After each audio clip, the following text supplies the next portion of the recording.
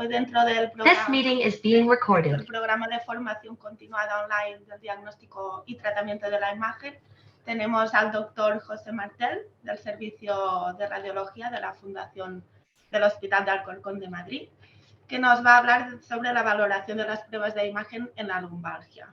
Recordad que podéis escribir las preguntas en el chat y al final las comentamos. Cuando quieras.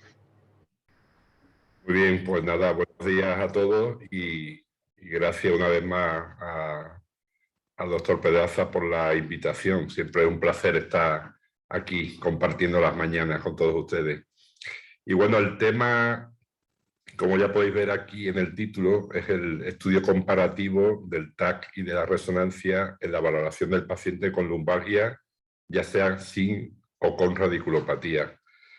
Y aquí, aparte de mi nombre, pues veis que figura el nombre de la doctora Raquel Martínez, que es una residente de Badajoz, que estuvo rotando con nosotros y que esto ha sido está siendo, mejor dicho, su tesis doctoral. Bueno, ¿y cómo nace este trabajo? Pues como estábamos comentando ahora previamente al inicio de la sesión, uno de los problemas que tenemos todas las semanas es la demanda de resonancias con sedación. Ya no estoy hablando de resonancia de columna lumbar, sino resonancia de columna lumbar que requieren sedación y que además están compitiendo con la resonancia con sedación de los niños, compitiendo en huecos, quiero decir, de los niños y de otros adultos con sospecha de patología isquémica cerebral. Indudablemente, una resonancia con sedación implica una consulta de preanestesia, implica una enfermera de quirófano y un anestesista, que los dos podrían estar en quirófano, y luego normalmente el tiempo que tardamos en hacer una resonancia con sedación, pues muchas veces es el equivalente al hacer 2 o 3 resonancias normales. Al intentar hacer la gestión de estas solicitudes, pues yo me daba cuenta que muchas resonancias de columna lumbar se podían resolver en función de la información clínica, se podían resolver con un TAC. Entonces empecé a devolverla. Y los traumatólogos cirujanos de columna pues me ponían pega, que por qué, no sé cuánto, tal. Bueno, digo, pues mira, os lo voy a demostrar, ¿no? Y es por eso por lo que empezamos este trabajo. Cuando empezamos a realizar el estudio comparativo, pues lo primero que hicimos, y bueno, a ver si yo estoy loco y son tonterías. No hay mucho publicado, pero sí que hay estudios en la literatura que han hecho algo parecido a lo que estamos haciendo, a lo que hemos hecho nosotros, ¿no? Y lo podéis ver aquí en estas imágenes, donde veis estas referencias, que además son relativamente recientes, y en todas ellas la conclusión es la misma, que el TAC y la resonancia en general aportan una información similar a la hora de manejar este tipo de pacientes. Buscando además esta bibliografía, pues también nos encontramos con artículos como este belga, donde hacen unas recomendaciones de uso y demás, y donde vienen a decir que básicamente, incluso incluyen la mielografía, que el TAC, la mielografía, la resonancia, pues que todo más o menos oferta lo mismo. Y luego este estudio, que yo creo que muchos conocéis, de qué ocurre en este tipo de pacientes en cuanto a que todo aquel paciente con lumbalgia que tiene un estudio radiológico acaba consumiendo más fármacos, utilizando más el sistema público y faltando más al trabajo. Entonces, una vez visto que realmente no estaba loco y que podría salir un trabajo de esto, pues empezamos a hacerlo. Y claro, lo primero que teníamos que hacer para llegar a nuestra hipótesis, que era esta, que la tomografía de columna, el TAC, proporciona en la práctica la misma información que la resonancia magnética, pues, Bueno, aquí veis el simbolito, la imagen del TAC, la resonancia, que son iguales. Y una de las cosas que ya os llamó la atención es que, pues, fijaros, está en la lista de trabajo en el RIS de un paciente y veis que tiene pedido por neurología una resonancia de columna cervical y una columna lumbar que se hace el 24 de febrero. Y luego trauma pide un TAC de columna lumbar y, por supuesto, radiografía de columna lumbar tiene unas pocas. Y esto no es este paciente, esto son la mayoría. Entonces, digo, bueno, pues vamos a ver qué tengo que valorar en una prueba de imagen en un paciente con lumbalgia. Aquí encontramos muchos artículos, pero he querido destacaros este porque es un artículo que está en castellano, que está en nuestra revista y que además está muy bien. Y viene a recoger básicamente 8 ítems que considera imprescindible para valorar la patología degenerativa en columna lumbar. Y es que haya alguna variante anatómica, haya desplazamiento discal, quiste interfacetario o cualquier otra estructura que comprima una estructura neural, alteraciones discales según las clasificaciones habituales, estenosis de más de 1/3 del conducto espiral central o de los recesos, espondilolistesis, edema o transformación de médula ósea que sugiera espondilitis inflamatoria o infecciosa y cualquier fractura aguda crónica, aunque no esté mencionada la hipótesis diagnóstica. En este mismo artículo encontramos cuáles son los criterios para valorar la prescripción de pruebas complementarias. No los vamos a leer todos, pero os invito a que lo leáis y a que veáis si está justificado las pruebas que estamos haciendo cada día. Y ya os digo que no, sobre todo cuando imagino que os pasará lo mismo que a nosotros, que muchas veces la información clínica que nos dan es esta, valoración de columna lumbar. Esta es una pelea que yo tengo con ellos tremenda, incluso llego a devolver los volantes, con lo cual mi popularidad decrece algunas veces. Pero bueno, por lo menos consigo que me digan que el paciente tiene lumbalgia y que tiene irradiación a miembro inferior hasta las pantorrillas, en fin, que aporten algo de datos clínicos que me sirvan para orientarme a la hora de hacer la lectura y que me sirva también a la hora de decidir qué es lo que hay que hacer o no. Nosotros quisimos ser más ambiciosos y entonces en el listado de variables evaluadas por cada técnica me senté con el cirujano de columna, el responsable de la unidad de columna de mi hospital, y me senté también con otro amigo que es traumatólogo, que es cirujano de columna en su hospital, y con este lo tuve más fácil porque ya sabéis que los traumatólogos y la cerveza están muy unidos, ¿no? Entonces hicimos no ya 8 ítems como aparecía en el artículo, sino nosotros hicimos 18. Perdón, sí, 18. Variantes de la transición lumbosacra, escoliosis, alineación del plano sagital, espondilolisis, nivel del cono medular, altura del cuerpo vertebral, cambios tipo MODIC, cambios degenerativos facetarios, osteofitos, señal del disco, altura del disco, fenómeno del vacío, abombamiento discal, hernia, estenosis foraminal, compromiso radicular, estenosis de canal y grado de estenosis del canal. Vamos, bastante exhaustivo. Indudablemente también valoramos el sexo y la edad y el motivo de la consulta que fuera lumbalgia, lumbociatalgia. Y entonces valoramos incluir en el estudio a pacientes con TAC y resonancia de columna lumbosacra con una separación temporal de menos de 12 meses. Pero además, hoy en día que estamos en el tema de las 3R, reducir, reutilizar y reciclar, pues también habíamos encontrado este artículo de reducir y reciclar. Y es emplear el TAC de abdomen, que, vamos, ya os podéis imaginar, pacientes añosos de 70, 80 o más años, muchos de ellos tienen hecho un TAC abdominal por algún motivo. Utilizar este TAC abdominal para interpretar o evitar hacer resonancia magnética. Entonces, en base a este artículo, pues decidimos que dentro de estos pacientes que íbamos a seleccionar, pues también incluir pacientes como este, que tenía un TAC por una litiasis, donde perfectamente hacemos la reconstrucción y podremos valorar la discopatía y demás. Entonces, el TAC que se comparó con la resonancia podía ser bien un TAC de columna lumbosacra o un TAC abdominal a partir del cual se reconstruía la columna lumbar. Entonces, incluimos en el estudio 200 pacientes. Fuimos a hablar con la estadística, a preguntarle, bueno, ¿cuántos pacientes? Explicarle lo que queríamos hacer, ¿cuántos pacientes tenemos que incluir? Y nos hizo el cálculo muestral, que era algo más de 100, y nosotros dijimos, bueno, pues 200.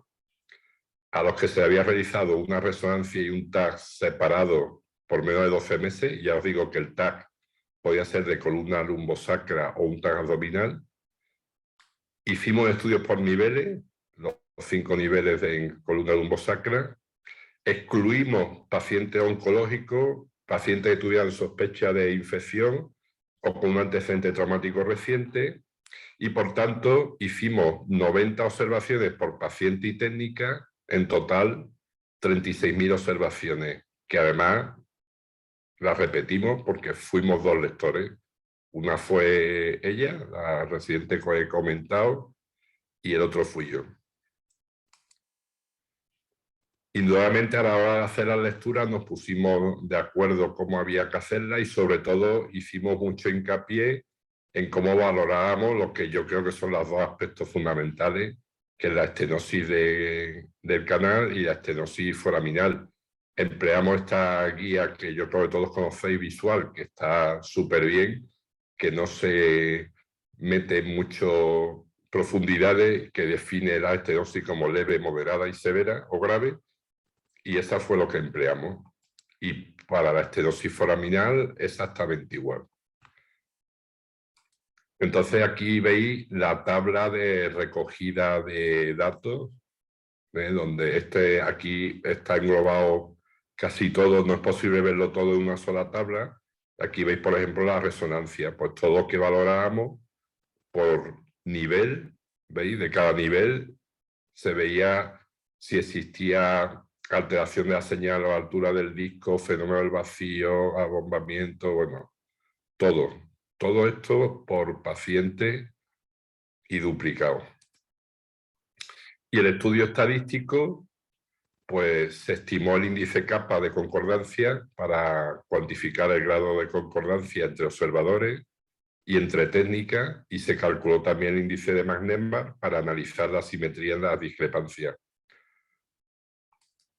Y aquí os pongo imágenes, voy a poner algunas imágenes, pero tampoco son cosas espectaculares porque es lo que podéis esperar. Y nuevamente una artrosis con el TAC, vamos a ver fenomenal las articulaciones y vamos a ver fenomenal cómo está el canal raquídeo y cómo están los forámenes.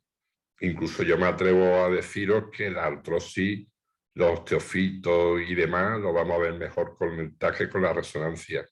Podemos ver la espondilolistesis en el plano axial, igual, cambiamos ventanas, vemos ventana de hueso, vemos ventana de partes blandas, vemos si hay protusiones discales, si hay estenosis, en fin. Y además le podemos hacer un 3D que mola mucho. Y este es el mismo paciente con la resonancia. Claro, indudablemente, digamos que lo que es más visual y más bonito, pues parece, porque todos sabemos que el contraste que ofrece la resonancia es infinitamente superior al TAC. Pero si analizamos lo que de verdad queremos ver, pues la diferencia ya veréis que son pocas. Pero este es el mismo paciente y vemos exactamente lo mismo que en las imágenes anteriores. Aquí veis un TAC donde vemos el abombamiento discal, donde tenemos la correlación con el plano sagital. Todos los TAC que os enseño son TAC de abdomen, no he querido meter ningún TAC de columna. Y vemos muy bien la reconstrucción y la correlación axial sagital. Y vemos la resonancia exactamente igual. La resonancia nos aporta que tiene aquí una pequeña protrusión o hernia discal, pero realmente es que no está comprometiendo ninguna raíz ni nada de nada. Aquí sí que vemos la hernia en este disco, podemos verla aquí. Ahora luego veréis que os lo voy a contar, que es que en el TAC, cuando hacemos la reconstrucción sagital, pues hacemos una única orientación y conviene, pues como en este caso, hacer la orientación en paralelo con el disco. Ahora luego os lo enseño. Y aquí veis lo mismo de la resonancia. Bueno, aquí en la resonancia el técnico tampoco hizo la orientación exactamente paralela, con lo cual la información que estamos teniendo es la misma. Estenosis leve, como veis aquí en este TAC y en esta resonancia, que vamos, las sensaciones que se parecen, la estenosis foraminal, exactamente igual, el mismo paciente. Hernias discales de gran tamaño, pues se van a ver también en el TAC con estenosis ya moderada del canal raquídeo. Los cambios tipo MODI, pues sí que es verdad que aquí la resonancia es claramente superior, pero está más que publicado que los cambios tipo MODI no tienen que tener ninguna relación con la cirugía. Y es más, con los TAC duales que se están instalando poco a poco en nuestros hospitales, pues este inconveniente también lo vamos a solventar, porque vamos a poder verlo igual de bien en el TAC. Incluso en los TAC nuestros normales, si vemos la esclerosis del edema de Modic, no es exactamente igual que la esclerosis reactiva. Pero aquí esto es una impresión mía y no fue una cosa que valorásemos. Bueno, aquí veis otra comparación entre otro estudio sagital de columna de resonancia y de TAC. Y esto es lo que os estaba diciendo antes. Si tenemos el TAC de columna o de abdomen y la reconstrucción sagital la hacemos así, pues lo ideal sería que, al igual que hacemos con la resonancia, en los planos que creamos necesarios hagamos una reconstrucción en paralelo al disco. Aunque luego veis que realmente este es el caso sin hacerlo paralelo y este haciéndolo paralelo. En este caso concreto, la repercusión que hay es mínima. Bueno, aquí tenemos, no siempre es una hernia, un osteofito, una hipertrofia del ligamento amarillo lo que está condicionando una estenosis, sino en este caso veis que es un quiste articular relacionado con la articulación interapofisaria, que es la que está comprometiendo el receso y comprimiendo y desplazando la raíz. Este paciente lo tenemos ahora dentro de una hora, lo tengo citado en el TAC para vamos a intentar tratarle el quiste de forma percutánea, llegando con la aguja, rompiéndolo y metiendo ahí un poquito de corticoide, a ver si conseguimos resolver el problema. Y esto que se ve en la resonancia así de bien, pues en el TAC también podemos verlo. Incluso podríais decirme, bueno, esto con el TAC puede ser cualquier cosa, efectivamente. Si manipulamos la imagen, vemos que esto es densidad líquido y si estamos sobre la máquina, pues lo mismo podemos decirle al técnico, al enfermero que meta contraste y vemos que esto efectivamente no capta y que hay que sospechar que es un quiste en vez de una hernia. Y aquí veis la reconstrucción coronal, lo bien que se ve el quiste. Total, los resultados, pues no, tranquilo que no os voy a aburrir con estadísticas. No hubo diferencia significativa en la mayoría de los ítems valorados. Tan solo la resonancia visualizó mejor los cambios tipo MODIC 1 y la señal del disco. Las pequeñas hernias también se visualizaron mejor con la resonancia, pero revisamos paciente por paciente en los que la resonancia había sido superior al TAC en la detección de estas pequeñas hernias y en ninguno de los casos había repercusión clínica. Y luego, pese a que ella el residente y yo soy ya un veterano, pues hubo buena concordancia entre nosotros y entre las técnicas, y encima, bueno, como pasa muchas veces con la gente un poco menos experta, tienen tendencia al sobrediagnóstico, a ver más estenosis a lo mejor de las que había. Pero bueno, los resultados, ya os digo, no lo me voy a detener en profundidad, porque además esto ya lo expondrá ya cuando lea la tesis, pero ya os digo que lo principal es lo que estáis viendo aquí. Si hay en general, pues siempre que había una estenosis moderada severa, tanto con el TAC como con la resonancia, se vio exactamente igual, ya fuera de canal o de foramen. Cuando teníamos hernias pequeñitas como esta, pues a lo mejor el TAC, incluso mirándolo con cariño no lo veíamos, pero realmente la significación clínica podía ser poca, y luego indudablemente hago la concesión de que si el paciente tiene una clínica manifiesta y el TAC no ofrece duda, pues la resonancia no mismo nos puede dar la solución. Pero ¿qué se le va a hacer a este paciente? Pues nada, va a tener tratamiento sintomático y esperar que esta hernia desaparezca. Entonces, nuestra conclusión es que es exactamente igual en un paciente con lumbalgia, que tenga o no irradiación, y siempre que no sea un paciente oncológico, reumatológico ni infeccioso, hacer un TAC, que ya puede ser un TAC de columna o las imágenes del TAC obtenidas de un TAC de abdomen, pues la información que nos va a dar es exactamente igual que la resonancia. Habrá gente que diga, bueno, pero es que el TAC irradia, pero bueno, aquí ya hubo una charla magnífica de los efectos estocásticos de la radiación que dio Carles Muñoz, y ya nos dijo, incluso yo le pregunté directamente qué pasaba, a partir de qué edad no nos tenía que preocupar hacer TACs, y él nos dijo que alrededor de 50 años, la mayoría de todos estos pacientes que estamos hablando son pacientes que superan incluso con creces esa edad, con lo cual yo creo que indudablemente el TAC lo podemos aplicar sobre todo cuando el paciente tenga a partir de 50, 60 años, sin ninguna duda, antes que la resonancia. Y de hecho, si miramos estos son las tablas de radiación que nos dan los estudios que hacemos de TAC, pues la media es 7,77, 8. Y en la columna una placa simple es 1,4, es decir, y placas de columna se piden a los pacientes a mansalva, ¿no? Pero bueno, cuando vemos que la radiación sube hasta 60 milisievert, es porque el paciente, en este caso, por ejemplo, tiene una artrodesis de columna. Si tiene artrodesis, la máquina detecta el metal y va a subir la dosis inmediatamente. Pero la mayoría de nuestros TAC de columna tienen una dosis que es como el triple que una placa simple.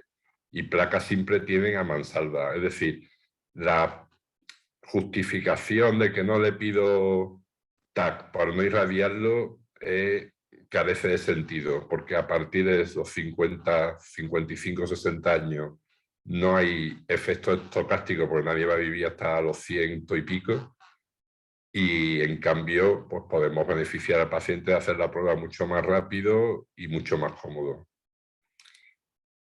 Entonces, las aplicaciones prácticas, ¿cuáles son?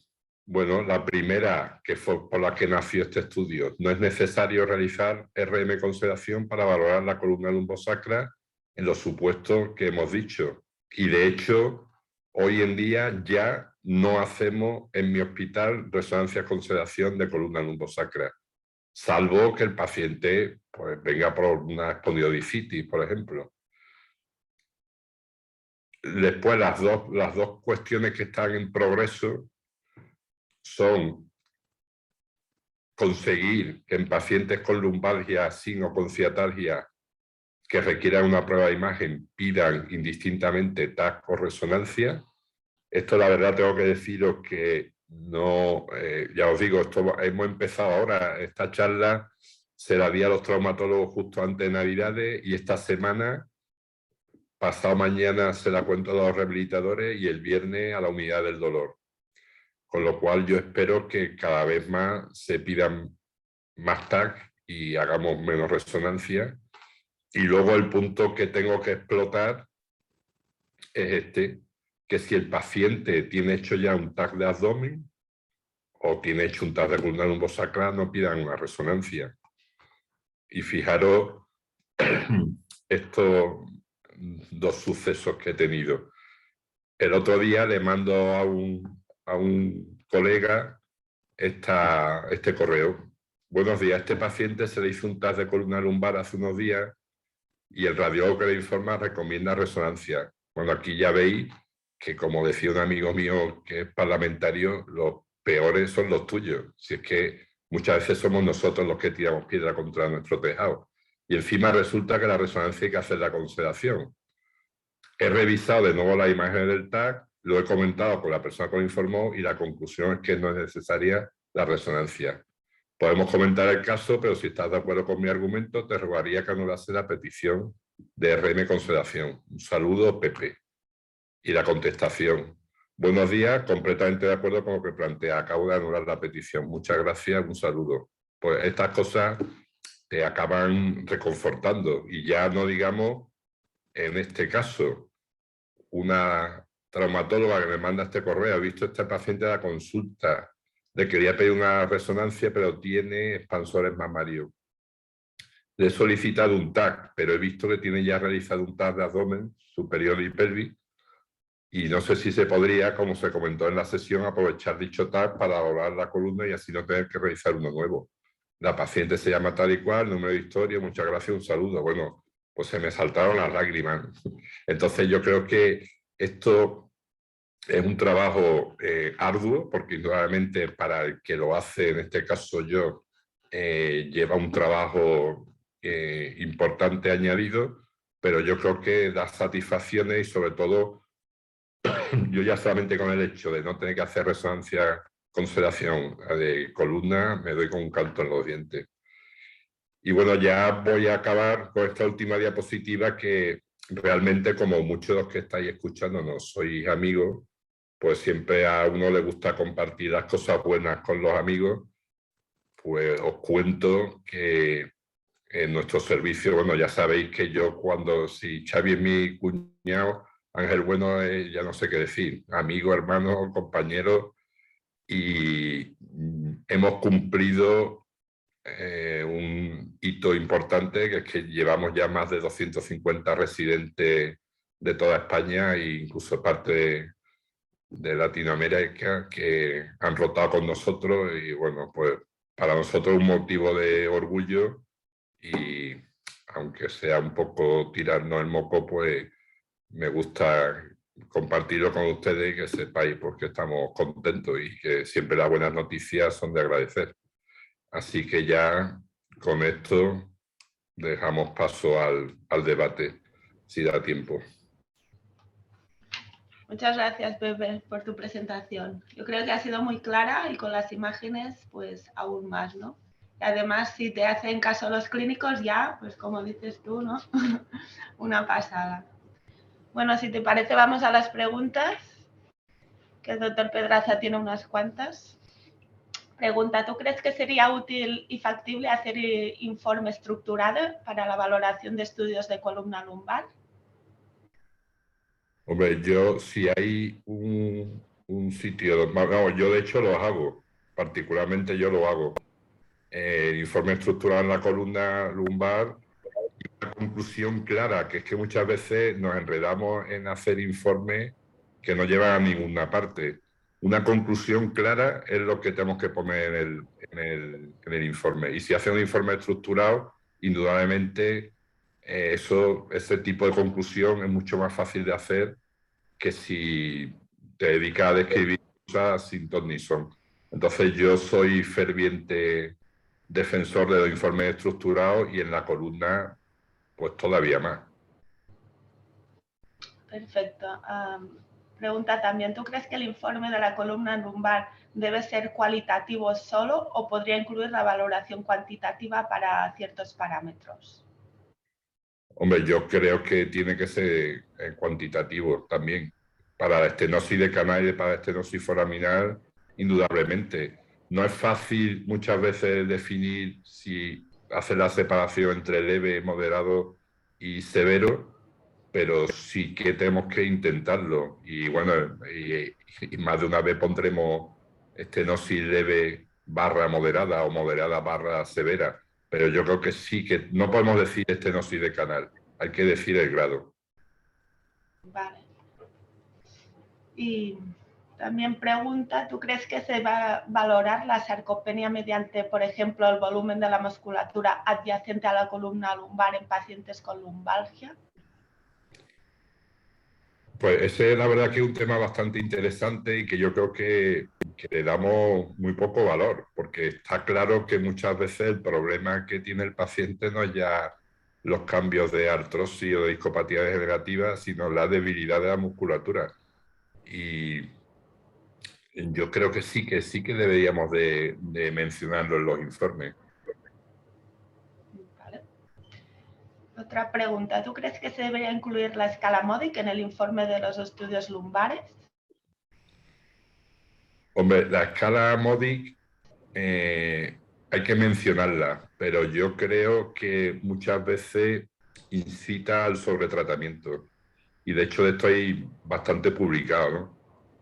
Entonces yo creo que con la resonancia tenemos que mencionarla. Si tenemos TAC dual y nos lo permite, tenemos que mencionarlo, pero más de una vez lo que hace es provocar sobretratamiento. De acuerdo. ¿Tú crees que los algoritmos de inteligencia artificial nos pueden ayudar a indicar y valorar las pruebas de columna lumbar? No, es sí, a indicar, indudablemente sí, pero el problema de todos estos algoritmos de indicación es que como el que te quiere engañar, te va a engañar igual, escribiendo él que haciendo un algoritmo. Pero indudablemente, vamos, nosotros de hecho estamos desarrollándolo. No sé si alguna vez conseguiremos que vean la luz, pero estamos desarrollándolo. Y es interesante que se haga, pero yo creo que van a contar con que los clínicos va a costar trabajo que quieran cumplimentarlo, y segundo, que si nos quieren engañar nos van a poder seguir engañando exactamente igual una vez que le cojan tranquillo a cómo hacerlo. Y luego, si hablamos de inteligencia artificial para la lectura de estas imágenes, pues indudablemente pues también acabará valorándose el grado de estenosis mediante inteligencia artificial, estoy convencido. Sí. Muy bien. Otra pregunta. ¿Tú crees que hay que potenciar interconsulta con los servicios de radiología antes de realizar peticiones de columna lumbar? Bueno, de columna lumbar y de cualquier cosa. Realmente muchos abogamos porque nosotros realmente recibamos partes de interconsulta igual que lo reciben ellos. Y de esa parte de interconsulta salga ya un informe radiológico o salga la realización de una prueba. Nosotros antes lo comentábamos antes de comenzar la sesión, esto mismo que he hecho con la columna lumbar, lo estoy haciendo con la RM, con la geografía, con los digestólogos, que es otra prueba que piden a mansalva y sin ton ni son. Y también le he demostrado que cuando el paciente tiene hecha una eco o un TAC previo, que es normal, la RM con la geografía no aporta nada. Pues, o sea, no solamente la resonancia de columna, es que lo podemos hacer con prácticamente todo. Sí, sí, totalmente de acuerdo. Preguntan también qué indicaciones tienen las pruebas de medicina nuclear en la valoración de la patología lumbar. Bueno, pues mira, nosotros en mi hospital el servicio de medicina nuclear está incluido dentro del departamento de imagen y trabajamos mucho de forma conjunta. Y una gammagrafía ósea, que es una prueba también antigua, que tampoco irradia tanto, pues puede ser muy útil en pacientes con lumbalgia sin irradiación, evidentemente, donde ya podemos detectar el grado de artrosis y de afectación inflamatoria que tiene y nos puede ser útil. imbricarla en un algoritmo de diagnóstico, pues ahí es donde está el kit, ¿no? Pero yo creo que los pacientes que tengan lumbalgia, solo y viendo cómo tiene la placa simple, pues la gamografía ósea nos puede ayudar a realizar el tratamiento, que va a ser conservador. Pues sí. Hay otra pregunta que nos dice cómo clasifican las estenosis del canal por TAC, ya que las raíces de la cola de caballo no son claramente visibles. La recomendación actual era miel-OTC por ese motivo. Bueno, las raíces de la cola de caballo, lo suyo es que vayan posteriores al canal raquídeo. Entonces, indudablemente, con el TAC no las ves, pero sí que sabes dónde pueden estar. Yo no hago mielotac. Nosotros en el hospital no hacemos mielotac. Y la estenosis la clasificamos en función, igual que la resonancia magnética, en función del grado de ocupación del canal, no de cómo estén las raíces, que la resonancia magnética tampoco las valora exactamente. Vale, perfecto. Pues creo que no hay más preguntas de momento. No sé si nuestro experto, el doctor Xavier Tomás, quiere comentar alguna cosa.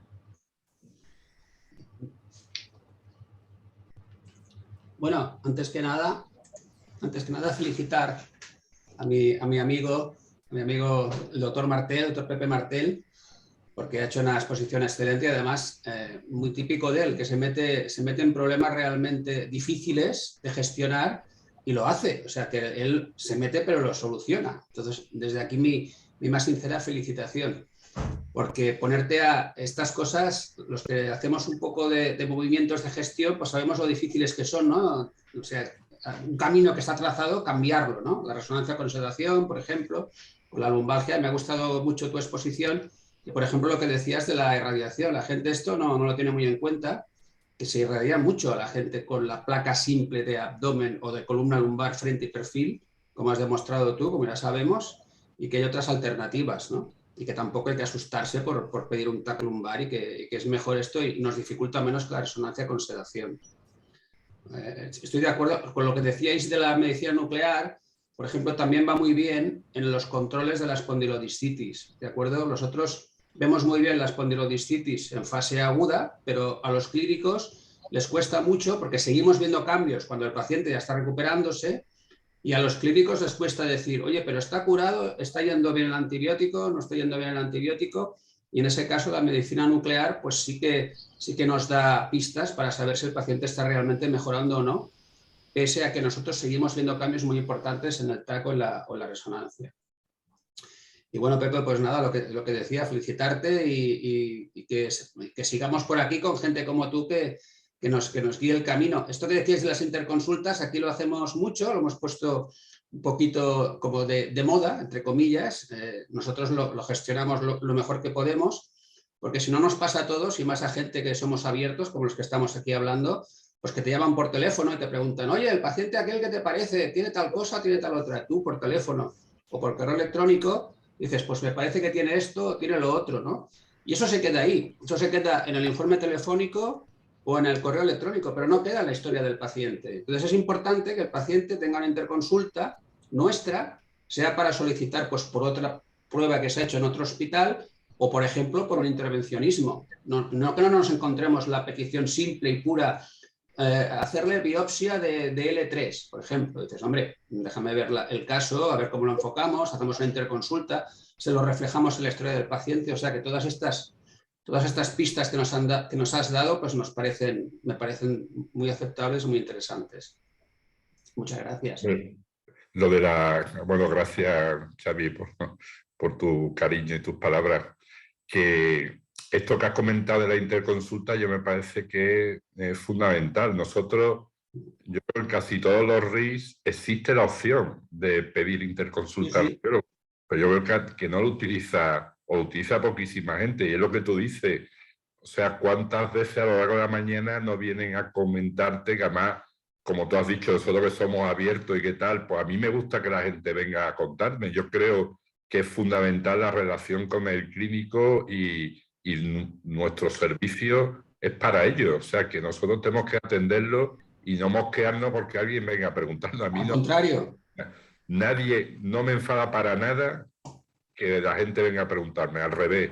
Yo quiero que vengan a preguntarme, pero claro, esa parte de nuestro trabajo no queda reflejada en ningún lado.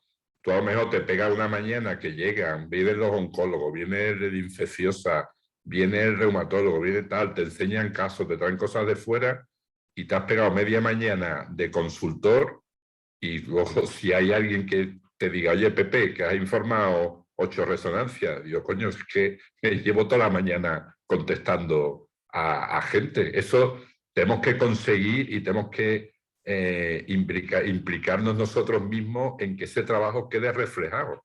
De alguna forma, ya, claro, al tío que entra por la puerta no le va a decir, hazme un volante, pero No. de alguna forma eso hay que conseguir que quede reflejado, que forma parte de nuestro trabajo, y también hay que cuantificarlo. Sí, sí. Además, Como yo ahora que he estado con COVID 2 semanas en casa, me ponía en forma a teletrabajar por la mañana y a las 12:30 había acabado. Digo yo, joder. Pero claro, es que nadie venía a preguntarme, bueno, me llegaban algunos correos, alguna llamada, pero ni de lejos a lo que es el día a día. Y resulta que yo, bueno, si un chollo, a las 12:30 me iba a pasear a la perra, ¿no? O sea que... Sí, sí, completamente de acuerdo. O sea, esta relación personal es fundamental tenerla, pero a mí me pasa a veces que les digo, vale, pero además, por favor, hacer la interconsulta y queda reflejado en la historia, ¿no? Incluso tengo una plantilla para ponerlo, tengo una plantilla para estimular esto, ¿no? Y ellos se quedan sorprendidos porque dicen, pero ¿cómo te puedo hacer la interconsulta? Y tú lo que decías, ¿no? Dices, no, si lo tienes en el RIS, en el PACS, ¿no?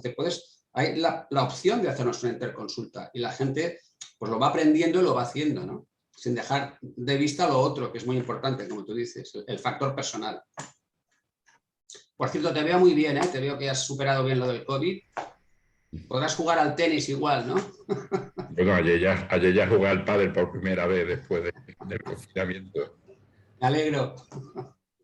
Bueno, pues muchas gracias por vuestras aportaciones y nada, doy paso final al doctor Pedraza. Salva, no te oímos. Hola, No. ¿me escucháis?